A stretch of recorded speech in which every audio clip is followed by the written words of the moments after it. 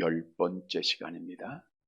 지난 주일은 추수감사절을 맞이하여 감사자 이런 제목으로 말씀을 드렸습니다.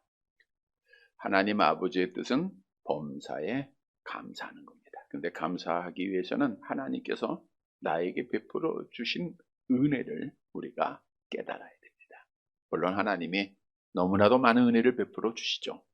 1년을 돌아보면 주의 은혜 아닌 것이 하나도 없을 정도입니다. 그러나 우리가 잊지 말고 영원히 기억할 은혜, 그 은혜를 우리가 잊지 않으면 하나님 앞에 감사하게 되죠. 그 은혜는 어떤 은혜인가? 먼저는 예수님께서는 돈 많고 많이 배우고 잘난 사람 제자로 택한 것이 아니라 갈릴리 지역 천한 곳에 가서 약하고 못 배운 자들, 없는 자들을 택하셨어요. 마찬가지로 많은 사람들 가운데 정말 우리처럼 연약하고 부족하고 배우지도 못하고 가진 것도 없는 자들을 선택해 줬다는 것, 이거 하나님의 특별한 은혜입니다. 또한 나다나엘이 예수님을 만나고 메시아다 그리고 왕이라 고백한 것처럼 성령께서 우리에게 임하셔서 예수를 그리스도로 믿음으로 의인되게 하시고 하나님의 자녀되게 하셨어요. 하나님의 놀라우신 은혜입니다. 뿐만 아니라 나다나엘에게 하늘문을 열어주셨죠. 우리에게 하늘문을 열고 하나님 나라에 들어갈 수 있게 하신 은혜를 베푸셨습니다. 다 잊어버려도 이 은혜는 잊지 말자. 하나님께서 나를 택해 주시고 나를 자녀 삼아 주시고 나를 천국 가게 하신 이 은혜만 기억하면 범사에 감사할 수 있습니다. 주셨던 말씀 다시 한번 기억하고 이 은혜 속에 날마다 감사하고 기쁨으로 하나님께 영광을 돌리고 약속대로 복을 받는 사랑하는 성도들이 되시기를 다시 한번 주님의 이름으로 간절히 바랍니다. 여러분, 사람은 죽으면 끝이 아니라 그랬죠? 천국과 지옥으로 나누어지게 돼 있어요. 예수를 믿지 않고 하나님 알지 못하는 자들도 좋은 사람, 선한 일을 행한 사람 죽으면 저 사람 좋은 데 갔을 거야 라고 생각을 하고 있고요.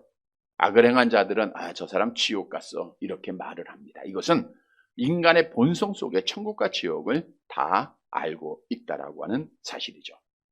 어떤 사람은 하나님은 사랑이시기에 그 사랑이 많으신 분이 어떻게 사람을 지옥에 던질 수 있는가라고 말하기도 합니다. 그러나 성경은 분명히 왼편에 있는 자들 마지막 심판날에 지옥에 던지심을 말씀해 주고 있죠. 지옥은 어떤 곳인가? 마가복음 9장 48절 함께 봅니다. 거기에는 구더기도 죽지 않고 불도 꺼지지 아니하느니라. 이게 지옥이에요. 우리가 누가복음에 보면 부자가 죽어서 지옥 가서 얼마나 고통스러웠으면 아브라함을 향하여 그 손가락 끝에 물 한 방울 찍어서 내 혀를 서늘하게 해달라라고 부탁을 했겠습니까? 이러한 고통이 영원히 계속되는 것이 지옥입니다. 그러나 하나님께서는 오른편에 구별함을 받은 자들에게는 예비된 하나님의 나라를 복으로 주십니다. 다시 말하면 하나님의 택함을 받고 하나님의 은혜로 예수 믿고 하나님의 자녀되고 천국문이 열린 자들에게는 천국으로 들어가게 하시고 믿지 않는 자들에게는 즉 지옥문이 열린 자들에게는 지옥에 들어가게 하신다라는 거예요. 따라서 우리가 지난 주일에 주셨던 하나님의 은혜를 받은 자들이면 나는 지금 죽어도 나에게 하늘나라의 문이 열려져 있다고 하는 사실을 다시 한번 확실히 믿으시기를 바랍니다. 그런데 중요한 사실은 나다나엘에게 하늘문이 열렸죠. 그렇다고 나다나엘이 그 즉시로 하나님 나라에 들어간 것이 아니라 하나님이 정하신 시간 동안 이 세상에서 생활을 했다는 거예요. 다시 말하면 우리도 예수를 믿음으로 하나님 나라의 문을 열어주시고 약속은 하셨지만 즉시로 가는 게 아니라 하나님이 정한 때까지 이 악한 영이 지배하는 세상에서 지옥문이 열린 자들과 함께 생활을 해야 되는 거예요. 자, 그러면 천국 문이 열린 자와 지옥 문이 열린 자가 이 땅에서 함께 생활을 하는데 그 생활이 똑같아야 됩니까? 달라야 됩니까? 당연히 좋은 쪽으로 달라야 돼요. 그러나 오늘날 우리의 현실은 그러지 못한 부분이 너무 많습니다. 교회는 다니는데 예수를 믿는다고 하는데 구별된 모습이 안 보여요. 그러다 보니까 하나님의 이름이 욕을 당하고 교회가 멸시를 당하고 하나님의 자녀들이 무시를 당하는 현실에 이르기까지 됐죠. 그래서 우리는 하늘문이 열렸다, 천국문이 열렸다라고 믿는 자들은 이 세상에서 구별된 삶, 성도라고 하는 것이 구별된 물이 아닙니까? 세상과 구별된 삶을 살아야 돼요. 성경에도 행위가 없는 믿음은 어떤 믿음이에요?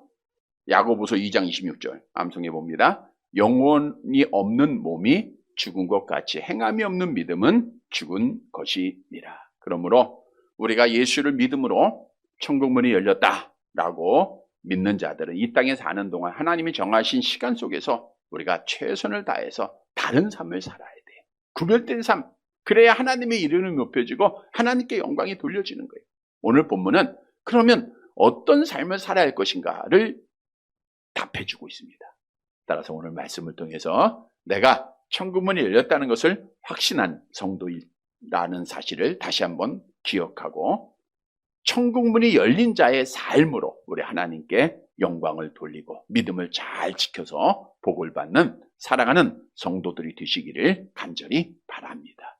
첫째로 천국문이 열린 자는 하나님 중심으로 말을 해야 된다는 거예요. 그러니까 하나님 중심 사상을 꼭 가지고 있어야 돼요. 본문 1절 말씀을 같이 봅니다. 요한복음 2장 1절.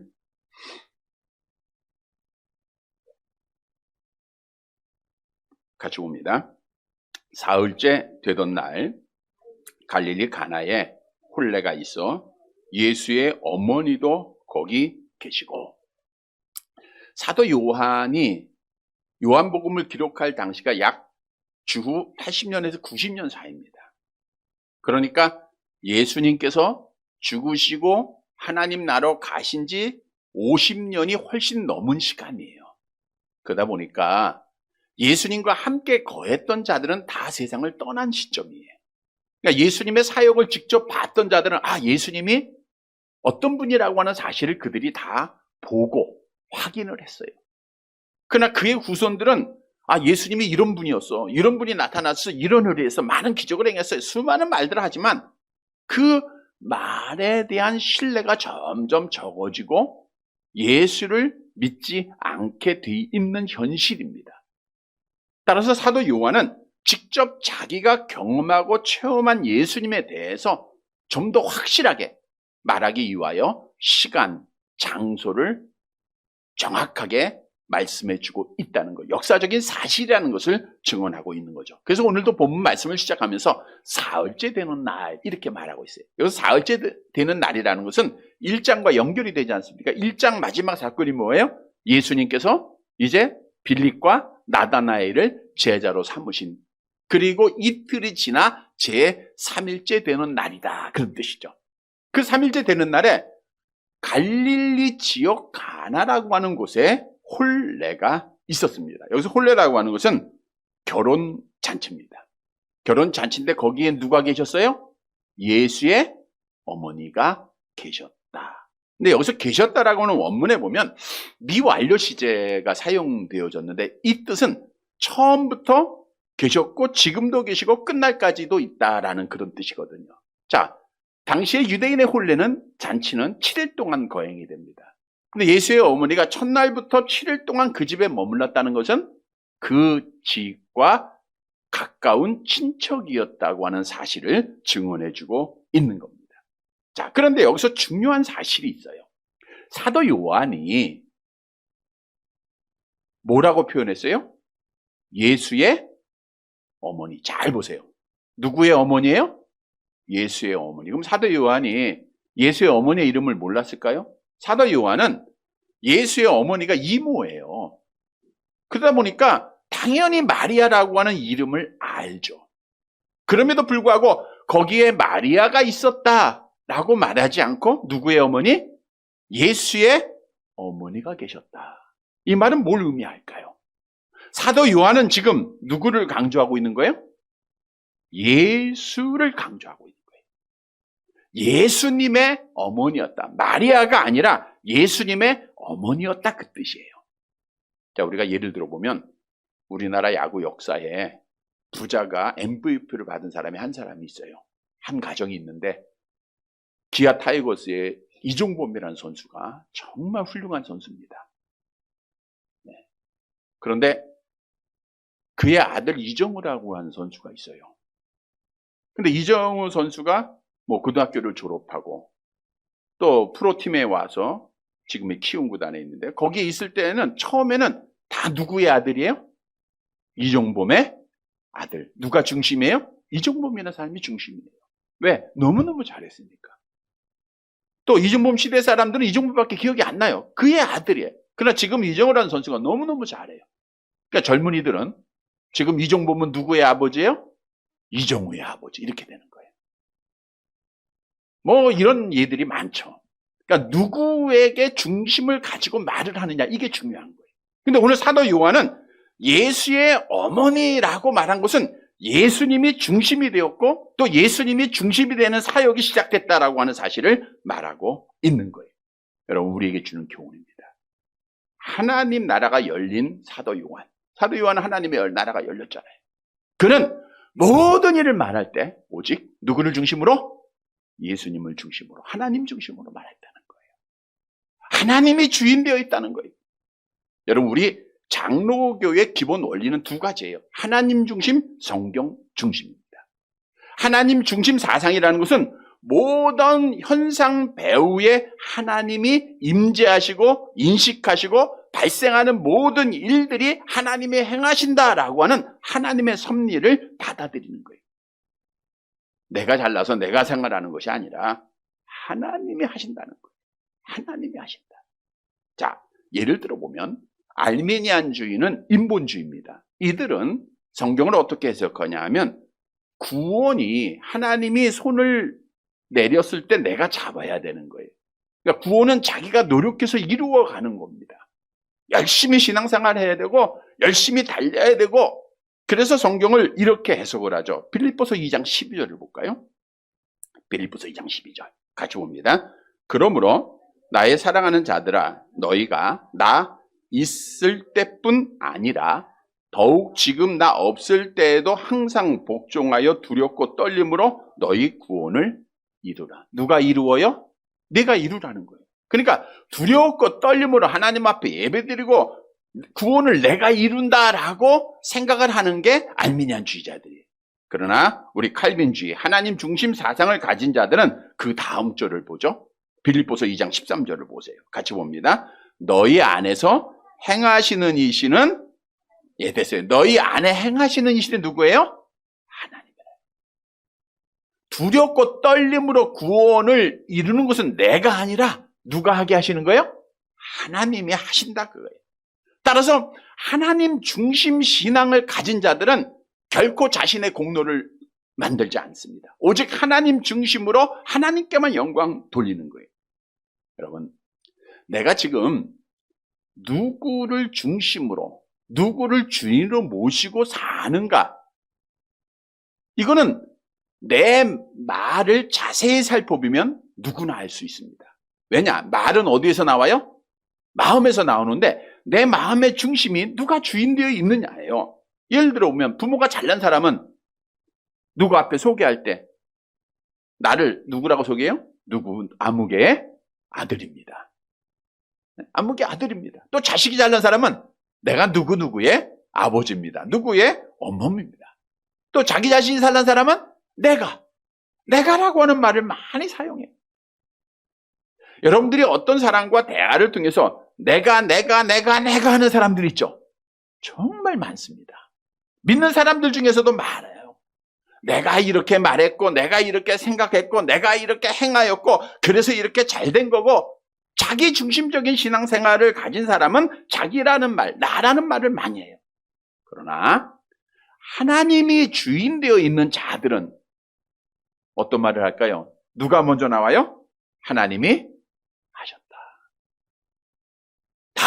하나님의 섭니다. 하나님의 은혜를 베풀어 주셨다. 하나님이 인도하셨다. 다 하나님이 중심되는 사상을 말하는 거예요. 우리가 찬송을 가를 보면 잘 한 가지 예가 있습니다. 내 주를 가까이 하게 하문이에요? 하려 하문이에요? 하게 하문. 예, 지금 우리 통일이 돼서 내 주를 가까이 하게 하문 나와 있잖아요. 옛날 찬송가에 새 찬송가는 하게 하문이지만 또 다른 찬송가에는 뭐라고 나와요? 하려 하문 그래요. 하려 한다는 것은 누가 하는 거예요? 내가 하는 거예요. 하게 한다는 건 누가 하게 한다는 거예요? 하나님. 이게 나 중심이냐 하나님 중심이냐 이렇게 달라요. 많은 목사님들이 제가 여러 번 비유해 드리지만 내가 했다. 내가 지금 하나님 이 단에 섰사오니 내가 쓴 게 아니에요. 누가 쓰게 하신 거예요? 하나님이 쓰게 하신 거예요. 성도들도 마찬가지입니다. 여러분 지금 내가 나오고 싶어서 교회 나온 거죠? 내 의지대로 나온 거죠? 맞아요. 근데 그 의지를 누가 주셨어요? 하나님. 그러니까 여러분이 지금 이 자리에 나온 것은 누가 나오게 한 거예요? 하나님이 하신 것을 믿으시기를 바랍니다. 그래서 하나님 중심의 사람들은 모든 것이 하나님이 하셨기에 모든 일들을 통해서 누구께 영광을 돌려요? 하나님께 영광 돌리는 거예요. 우리가 연말이 되면 시상식이 많습니다. 영화도 또 여러 방송국에서도 시상을 하는데 가끔 보면 요즘 많이 자주 보죠. 믿는 사람들이 잘 돼요. 똑똑해요. 예수 믿으니까. 그러니까 상을 많이 받는데 그들이 한결같이 하는 말이 있어요. 누구께 영광을 돌려요? 하나님께 영광 돌립니다. 얼마나 멋집니까? 이번에 야구 경기에서 SSG, 이 인천의 지역의 연고를 둔 팀이 우승을 했어요. 통합 우승. 정규 리그도 우승하고 한국 시리즈에서도 우승을 했어요. 그때 SSG 구단주 되는 분이 정용진 사장이죠. 그분이 트로피를 들면서 말을 하는데 모든 영광을 뭐라 그랬을까요? 하나님께 돌립니다. 이 모든 영광. 그럼 누가 우승하게 하셨다는 거예요? 하나님이 그 안에 계신 거예요. 하나님이 중심이 됐다는 겁니다. 여러분 이렇게 하나님의 중심이 돼서 하나님께 영광을 돌린 자는 열린 천국으로 들어감을 믿으시기를 바랍니다. 그러나 반대로 내가 중심이 돼서 나를 주관하고 나를 높이고 하나님의 영광을 가로챈 자는 어떤 결과죠? 잘 아는 말씀이죠. 사도행전 12장 23절 함께 봅니다. 헤롯이 영광을 하나님께 돌리지 아니하므로 주의 사자가 고치니 벌레에서 먹혀 죽은지라. 나 중심으로 내가 영광을 얻고 하나님의 영광을 가로채면 하나님 앞에 지옥문이 열려진다. 그 뜻이에요. 따라서 열린 천국문에 들어가야 할 하나님의 사람들은 하나님의 섭리를 반드시 믿어야 돼요. 모든 것이 하나님의 섭리다. 그리고 하나님의 중심적인 사상을 반드시 가져야 되는 거예요. 여러분 사실 우리의 삶을 돌아보세요. 지금 누구 뜻대로 됐어요? 다 하나님의 뜻대로 된 거죠? 돌아보면 전부 하나님의 역사하셨어요. 지금 이곳까지 인도하신 것 다 하나님입니다. 내 뜻대로 된 사람이 하나도 없어요. 성경도 말씀하잖아요. 암송해 볼까요? 사람이 마음으로 자기의 길을 계획할지라도 그 걸음을 인도하신 분은 말의 응답은 누구에서 나와요? 여호와께로부터 나오는 거예요. 성경도 하나님의 생각, 하나님의 뜻이 반드시 이루어졌음을 우리에게 말씀해 주고 있죠. 이사야서 14장 24절 암송해 봅니다. 만군의 여호와께서 맹세하여 이르시되 내가 생각하는 것이 반드시 되면 내가 경영하는 것을 반드시 하나님의 뜻을 이루시는 분이에요. 그래서 모든 것 하나님의 섭리입니다. 이 섭리를 믿는 자들은 하나님 중심으로 말해야 돼요. 하나님이 주인 되어줘야 됩니다. 여러분 우리가 하나님 중심으로 하나님께 영광을 돌리는 자가 하나님 앞에 천국문이 열린 자의 삶이라는 거예요. 성도 여러분 이 사실을 분명히 깨닫고 이제는 나를 다 버리고 오직 하나님만. 하나님이 지금 이렇게 하셨습니다. 하나님이 이만큼 건강을 주셨습니다. 하나님이 이 아픔을 주셨습니다. 아픔을 줬을 때 마찬가지예요. 하나님이 이러한 상황을 주셨습니다. 하나님이 하셨습니다. 그래서 모든 영광 하나님께 돌림으로 열린 천국문에 하나님이 정한 시간 다 들어가는 사랑하는 성도들이 되시기를 간절히 바랍니다. 두 번째로 천국문이 열린 자는 매일 잔치를 해야 돼요. 잔치. 자, 본문 2절 말씀 봅니다. 2절 같이 봅니다. 예수와 그 제자들도 혼례의 청함을 받았더니. 청함을 받았다. 지금까지 예수님의 제자가 된 자가 베드로, 안드레, 요한, 빌립, 나다넬 5명입니다. 예수님은 당연히 친척이니까 초대를 받았을 거예요. 예수님의 친척이면 요한의 친척이기도 하죠. 그러니까 받았을 것이고 또 제자들도 함께 초대를 받았다, 그렇게 성경은 증거하고 있어요. 자, 그런데 중요한 사실은 예수님께서 이제 공생애를 시작하시는 거잖아요. 처음 시작하시면서 처음 이적을 나타내시는데 그 장소가 어디예요? 결혼잔치였다는 거예요. 결혼잔치. 자, 혼인잔치, 결혼잔치에는 우리도 이렇게 가끔 이제 결혼식장에 가시면 거기에는 슬픔이 있어요? 없어요? 없죠? 결혼잔치에 가서 막 걱정하고 근심하지 않죠? 애통하지 않죠? 장례식장 가면 이제 근심하고 울며 애통하니 있어요. 결혼식장은 아니에요. 거기에는 즐거움이 있고 웃음이 있고 기쁨이 있고 행복이 있다는 거예요. 그런데 성경은 천국문이 열려진 자를 예수님을 신랑으로 모신 신부로 비유하고 있죠. 신부로 비유하고 있어요. 마태복음 25장 1절 함께 봅니다. 그때 천국은 마치 등을 들고 신랑을 맞으러 나간 10 처녀와 같다 하리니. 그래서 우리는 자, 마지막 날 천국에서의 삶을 성경은 예수님과의 혼인잔치다라고 비유하고 있어요. 잔치입니다, 잔치.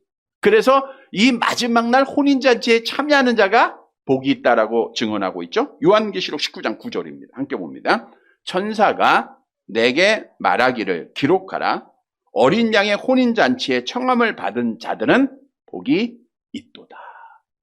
따라서 예수님이 혼인잔치에서 시작하셨다는 것, 그리고 예수님과 함께 제자들이 먹고 마시며 즐거워했다는 것, 행복했다는 것, 그리고 마지막에 예수님이 하나님 나라로 가셨다는 것. 자, 뭘 우리에게 의미하고 있느냐? 우리가 하나님의 은혜로 예수의 신부가 되고 하나님의 나라의 혼인잔치에 참여할 소망, 천국문이 열려져서 이제 예수님과 함께 혼인잔치에 참여할 복받을 자들이죠. 그러면 이 땅에 살 때 어떤 삶을 살아야 되느냐? 근심하고 걱정하고 애통하는 삶이 아니라 천국의 삶, 즉 잔치하는 삶을 살라는 거예요. 매일매일 잔치하라는 거예요, 잔치. 물론 이 말씀을 먹고 마시고 즐겁고 놀고 타락하라 이 뜻은 아니죠. 이 뜻은 아니에요. 잔치의 삶을 살라는 것은 천국의 삶을 살라는 거예요. 그게 세상 사람들과 구별된 모습이죠. 여러분, 하나님 나라에 없는 것이 있다 그랬죠? 요한계시록 21장 4절 같이 봅니다. 모든 눈물을 그 눈에서 닦아주시니 다시는 사망이 없고 애통하는 것이나 곡하는 것이나 아픈 것이 다시 있지 아니하리니 처음 것들이 다 지나갔음이러라. 없는 것이, 눈물이 없어요. 죽음도 없고요. 애통이 없고요. 곡하는 거 없고 아픈 것이 없고요. 자, 그러면 이 땅에 사는 동안 이런 거 하지 말라는 거예요. 날마다 걱정, 근심하고 원망하고 불평하고 애통해하는 거, 이거는 잔치가 아니에요. 잔치에는 그게 없어요. 그럼 우리가 해야 할 일이 뭔가? 요한계시록 7장 12절에 보면 하나님 나라에 있는 것이 있어요. 함께 봅니다. 이르되 아멘, 찬송과 영광과 지혜와 감사와 존귀와 권능과 힘이 우리 하나님께 세세토록 있을지어다. 아멘. 뭐가 있어요? 찬송이 있는 거예요. 찬송하기 위해서는 감사가 있는 거예요. 기쁨이 있는 거예요. 즐거움이 있는 겁니다. 행복이 있는 겁니다. 따라서 잔치하는 삶을 살라라는 것은 애통하고 근심하고 걱정하지 말고 천국문이 열려졌으니까 하나님 나라 바라보면서 위로받고 소망 얻고 아픔이 있고 어려움이 있어도 기쁘고 감사하고 즐거워하라, 그거예요. 그게 믿는 성도의 삶입니다. 이게 달라야 된다는 거예요. 아, 세상 사람들은 아프고 힘들 때 걱정하고 근심하잖아요. 절망하잖아요. 그러나 천국문이 열린 사람은 그렇게 해서는 안 된다는 거예요.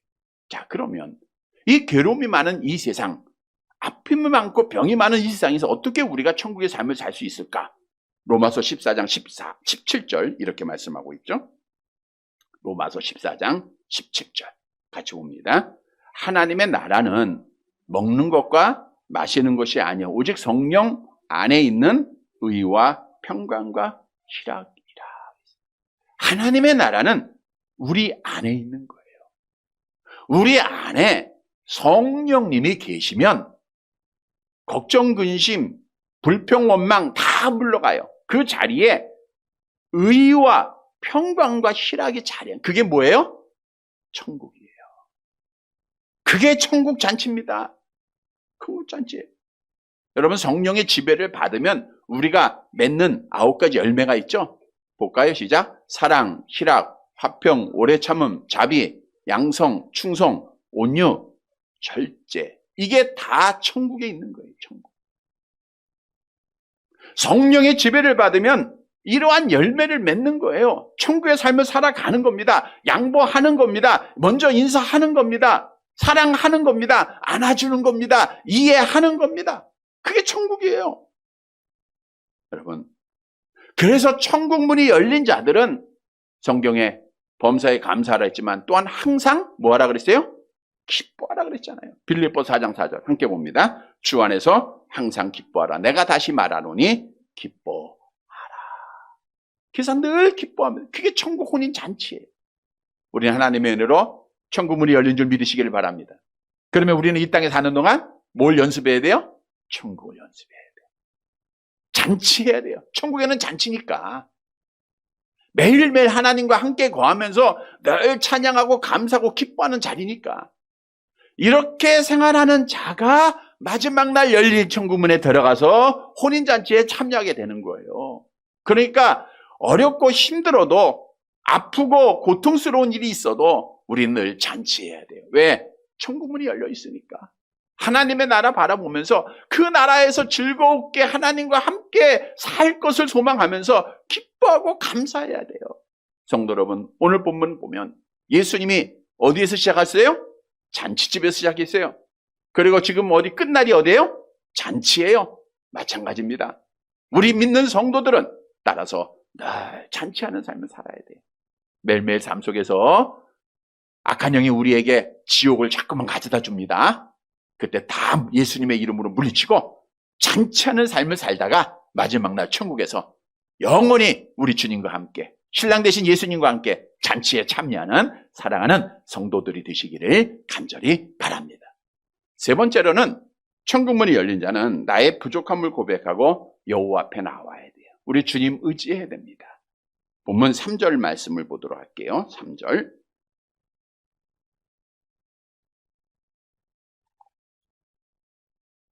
같이 봅니다. 포도주가 떨어진지라 예수의 어머니가 예수에게 이르되 저들에게 포도주가 없다 하니. 포도주는 물이 부족한 팔레스타인 지역에서는 오늘날 우리와 같이 취하기 위해서 마시는 술의 의미보다는 갈증을 풀기 위한 음료수의 의미가 더 큽니다. 오늘날도 마찬가지.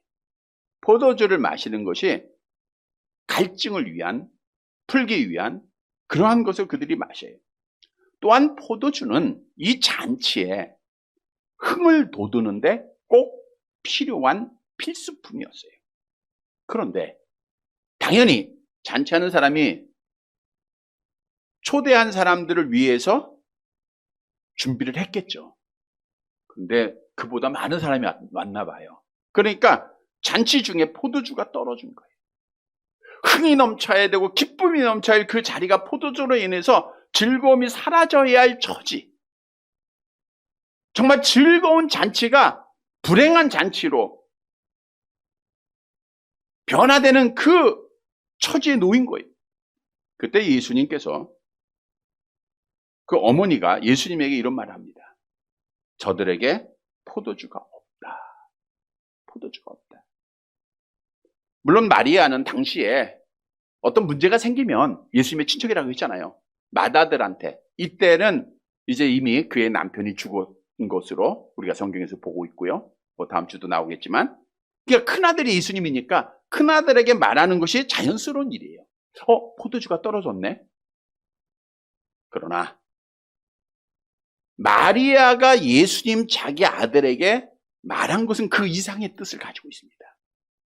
다시 말하면 다른 사람은 몰라도 마리아는 자기 품속에서 나온 예수지만 이 아들은 다른 사람과 다르다는 것, 일반 사람과 다르다는 것을 익히 알고 있었다는 거죠. 자, 마리아는 예수님을 뭐에 의해서 잉태했죠?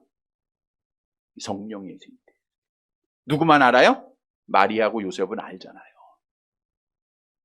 요셉과 동침하지 않았는데 성령께서 엘리사벳이 알려줬잖아요. 하나님의 천사들이 성령께서 잉태했다. 그러니까 마리아는 그걸 안 거예요. 이 아들은 성령에 의해서 잉태된 자야. 뿐만 아니라 예수님이 나시던 밤 양을 치던 목자들에게 천사가 나타나서 말을 하죠. 자, 누가복음 2장 11절 말씀. 내가 너희에게 큰 기쁨의 좋은 소식을 전하노라 하면서 누가복음 2장 11절 같이 봅니다. 오늘 다윗의 동네에 너희를 위하여 구주가 나셨으니 곧 그리스도 주시라게. 지금 누구만 알아요? 목동들이 아는 거예요. 근데 이 양을 치던 목자들이 누구한테 가요? 마리아한테 가서 천사가 한 말을 전합니다. 누가복음 2장 17절에서 19절 말씀 보세요. 같이 봅니다. 보고 천사가 자기들에게 이 아기에 대하여 말한 것을 전하니 듣는 자가 다 목자들이 그들에게 말한 것들을 놀랍게 여기되 마리아는 이 모든 말을 마음에 새기어 생각하니라. 그러니까 천사가 목자들에게 얘기했고 다윗의 동네에 너희를 위하여 구주가 나셨으니 그리스도 주다. 근데 이 말을 마리아는 어떻게 해요? 마음에 새겼다. 그러니까 이 아들은 성령에 의해서 잉태됐고 구주가 되시고 그리스도다고 하는 사실을 누구는 몰라도 어머니 마리아는 마음에 두었다는 거예요. 뿐만 아니라 동방의 박사들이 그 아이를 품고 있는 마리아에게 와서 경배했잖아요. 마태복음 2장 11절 보세요. 같이 봅니다. 집에 들어가 아기와 그의 어머니 마리아가 함께 있는 것을 보고 엎드려 아기께 경배하고 보배함을 열어 황금과 유황과 모략을 예물로 드리니. 이들이 그 아기 앞에 엎드린 것은 예수님을 뭐로? 왕으로 이들이 동방의 박사들이 인정했다는 거 아니에요. 그러니까 마리아는 이걸 알았어요. 내가 낳은 아들이지만 이 아들은 특별한 아들이다. 그러니까 예수님 앞에 와서 말한 거예요. 포도주가 떨어졌다. 이 말에는 이 부족함을 채울 수 있는 분이라고 하는 사실을, 아들이라고 하는 사실을 인정하는 거예요. 자, 그런데 이 말을 듣고 예수님이 이렇게 대답을 합니다. 4절 말씀을 보세요. 4절. 같이 봅니다. 예수께서 이르시되 여자여 나와 무슨 상관이 있나이까? 내 때가 아직 이르지 아니하였나이다. 내 때가 아직 이르지 않았다. 자, 예수님을 비난하는 사람들은 지금 이 말을 가지고 자기의 어머니를 어떻게 여자여 이렇게 비하할 수 있느냐, 무례하다라고 말합니다. 그러나 원문의 뜻에 이 여자라고 하는 의미는 장성한 여인, 아내, 신부 또는 귀부인들을 말할 때 사용하는 단어예요. 존경의 호칭입니다. 그래서 사실 영어 성경이나 우리나라 말로 찾을 수가 없다 그래요. 그 단어를. 그래서 사랑하는 여자여 이 정도 말했다라고 학자들이 말하고 있죠. 그러니까 비한 단어는 아닙니다.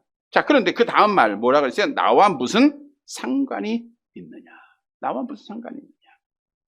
자, 이 말씀을 잘 보면 예수님께서 어머니 마리아가 포도주가 떨어졌다라고 말을 했을 때 나와 무슨 상관이 있나이까? 라고 대답한 거예요. 왜 이렇게 대답했느냐? 예수의 어머니가 마리아가 아들 예수께 와서 포도주가 떨어졌다. 이 말은 지금 뭘 원하는 거예요?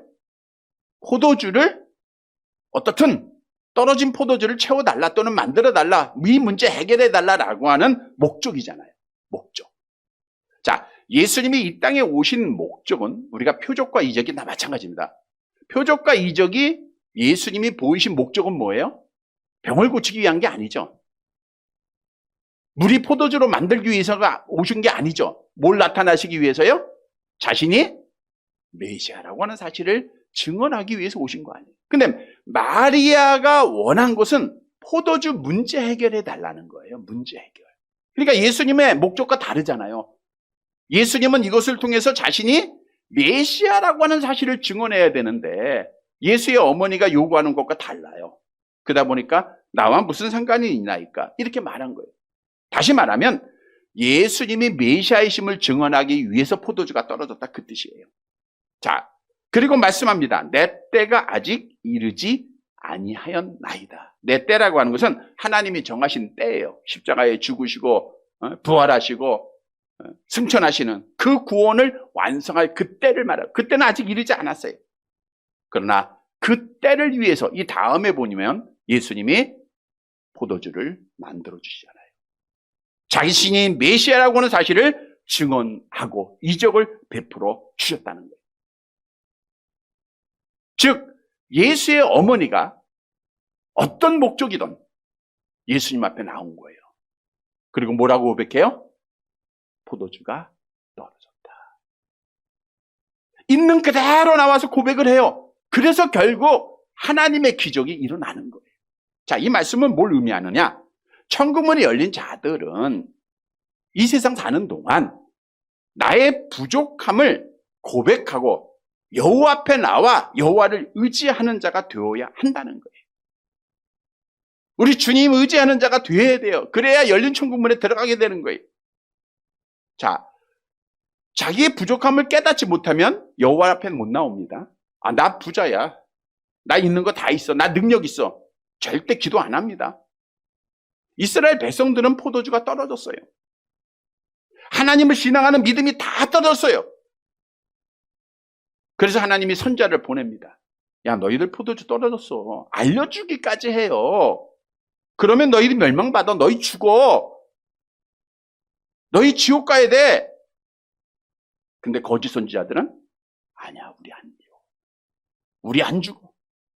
우리에게는 뭐가 있어요? 예루살렘 성전이 있어. 하나님은 우리와 함께 하셔. 포도주가 떨어졌음에도 떨어진 걸 몰라요. 미가서 3장 11절 하반절 보세요. 같이 봅니다. 여호와께서 우리 중에 계시지 아니하냐. 재앙이 우리에게 임하지 아니하리라 하는도다. 이스라엘 백성들이 이렇게 말을 한 거예요. 결국 포도주가 떨어졌음에도 믿음이 떨어졌음에도 그걸 몰라서 주님 앞에 나오지 못하고 회개하지 못함으로 말미암아 결국 어떻게 됐어요?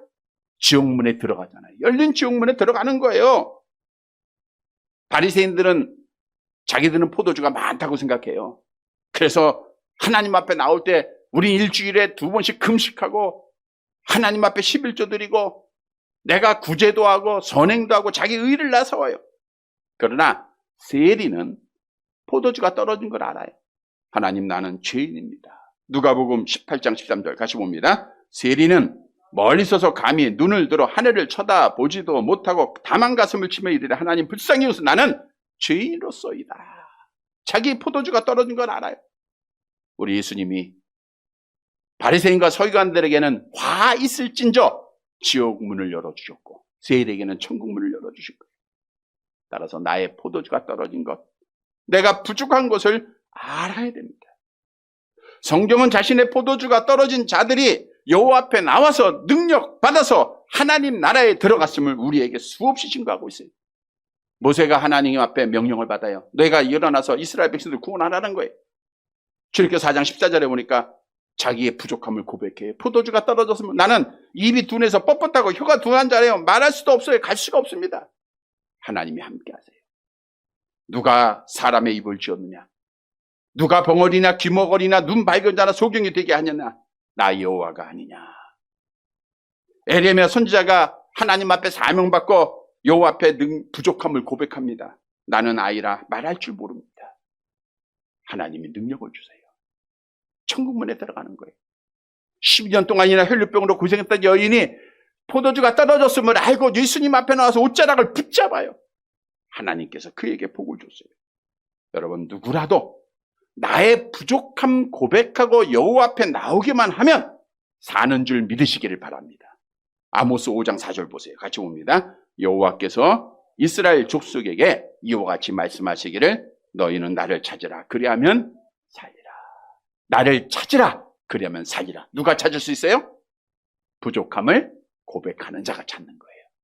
성도 여러분, 성경을 통해서 보면 하나님을 알았던 자들은 항상 부족함을 고백했습니다.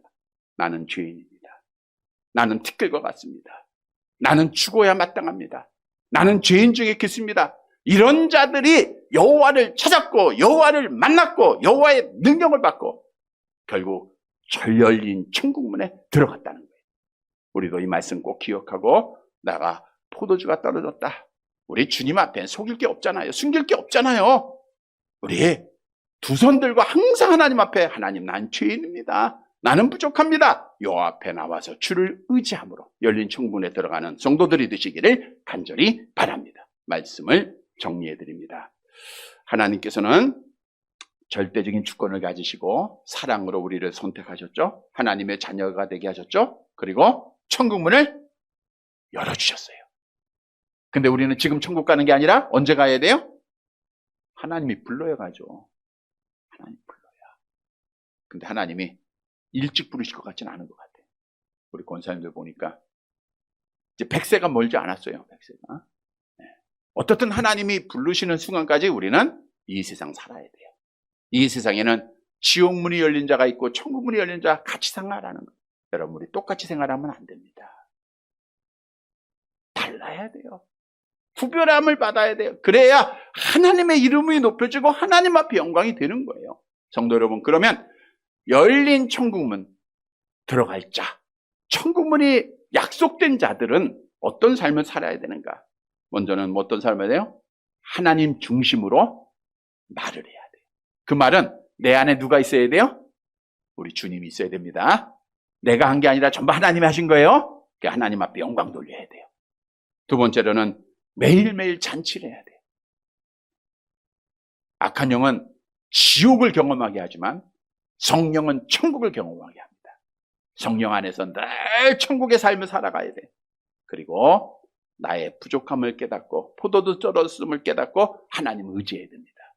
사랑하는 성도 여러분, 오늘 말씀 따라 구원받은 천국문이 열려진 자의 삶으로 우리 하나님 앞에 영광을 돌리고 마지막 시간 언제인지 모르지만 반드시 오는 그날 열린 천국문에 다 들어가서 예수님과 혼인잔치에 참여하여 복을 받는 사랑하는 성도들이 되시기를 주님의 이름으로 간절히 바랍니다.